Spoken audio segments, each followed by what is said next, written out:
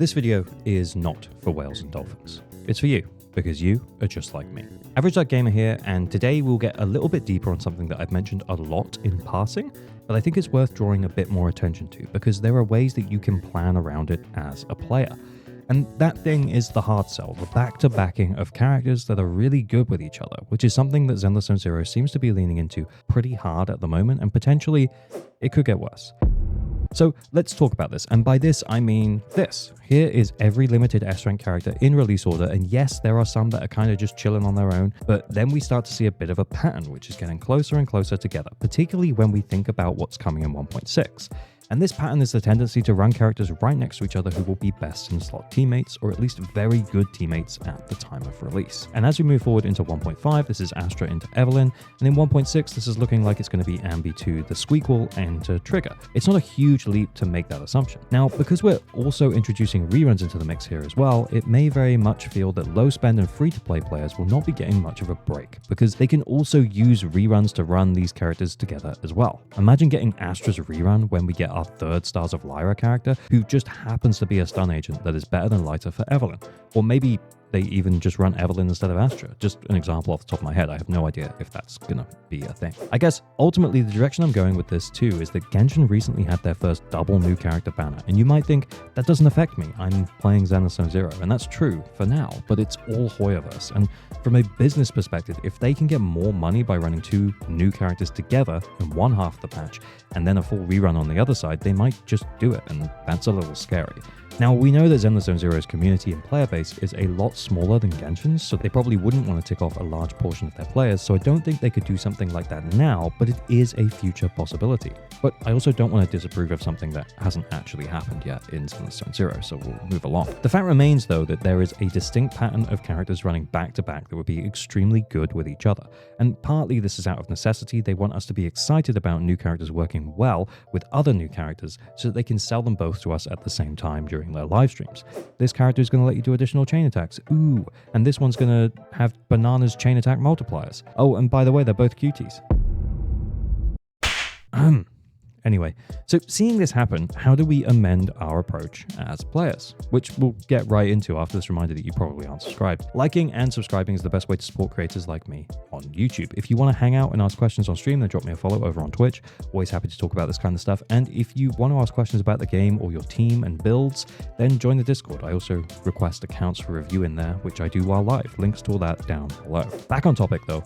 As a player, we need to approach cautiously. I've said before that if you go into a character banner, you want to have around 20,000 polychrome, and with that, you'll be able to get the character, as the 20k will give you 125 pulls, and if you lose the 50, you still have the remaining 20 or so days to get 55 more pulls. Plus, you'll have residual signals, which do add up. So based on the amount of freebies that we get from Zenless Zero, that should be enough to get any single character. And so I think you know where this is going. However, banking around 40k polychrome for the back-to-back characters that you may want is what we should do, but that does really seem like way too much. Plus, banking that much polychrome takes so much time that you probably don't really even know who it is that you're saving for while you are saving, which makes putting it away really tough, because there will always be a strong new character that you could pull versus the potential of Vivian, for example, in 1.7. So here's the rough plan. Wait for something you really like and then commit to it super hard. For example, full skip Stars of Lyra to plan to pull for Obol Squad, or the other way around. That is, if you want to keep running best in slot teammates. If you just want to keep pulling for whatever waifu or husbando floats your boat, then that's cool too, and I'm sure you'll still be able to clear no problem. There's plenty of really solid A rank options to fill out your teams, and if you have a couple of relatively useful S ranks, you'll be completely fine. So to clarify that this is not a need, you do not need to bank 40k polychrome per patch. You can grab your favorite now and then get the support on the rerun, provided that you still actually want them at that point. And if you do want to run best in slot teams though, without waiting for reruns, then it's a question of how hard you want to commit in a short time span. And that is always going to be up to you. I think the ideal of having 40k on hand is unrealistic for most players. So I think you should kind of pick a lane and decide that you will either commit super hard to a skip or to a pull. For example, we know that we're going to get Ambi 2, Dawn of the Planet of the Apes, and Trigger in 1.6. Now, we can make a pretty safe assumption that the two will work well together. So if neither massively appeal from what we've seen so far, and what could be coming is more exciting to you, then yeah, it's a full skip.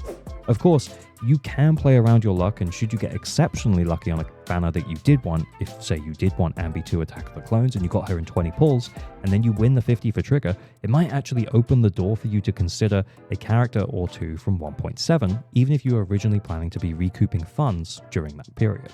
I'd also mention as well that from a meta perspective, yes, the characters are getting stronger, but if you have two solidly built S-rank characters, not even limited, you should still be able to clear and get max polychrome rewards.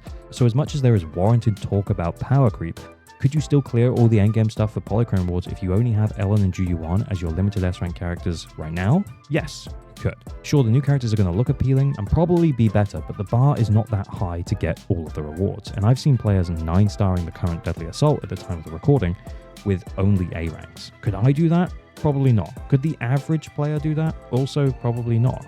But you can, because you are him. I'm kidding, you also probably can't do it. But you definitely don't need both best in slot characters for your teams. I'm not out here crying because I don't have lighter for Evelyn. I'm out here still finishing Shiyu stages in around a minute and setting 35k plus scores on non-Fire Week content. And I've already said that I'm not that great at the game, but lighter better come back before Evelyn gets the Ellen treatment. As a player, I enjoy running best in slot teams, and the lighter thing kind of highlights that sometimes you just don't know that your future main is going to want a particular character, and there's no real way to tell at that time. So even with the best laid plans and savings put aside, you may still make the mistake of skipping a really useful character for you. What is in your control though is the knowledge of the gacha pattern of characters that are very good or even best in slot teammates running right next to each other, and you can plan for that. And again, this is definitely not a need. You should also gain a bunch of polychrome from the patches too, but it wouldn't surprise me too much if we eventually reach a point where free-to-play or low-spend players fully skip patches to make sure that they can guarantee their favorites and the support for that favorite. I do believe that Zenless Zero so far though has done a really good job of making sure that all characters have a use case and no limited S ranks at this point feeling limiting in terms of only supporting one other character or something. If you've been playing since the start and just pulling based on the character and not on the meta, I still don't think you could have really gone that far wrong because they keep making banger characters. But as we head deeper into the game, supports may be less likely to continue being universally good and more likely to buff specific niches, and being prepared for that is the tough part.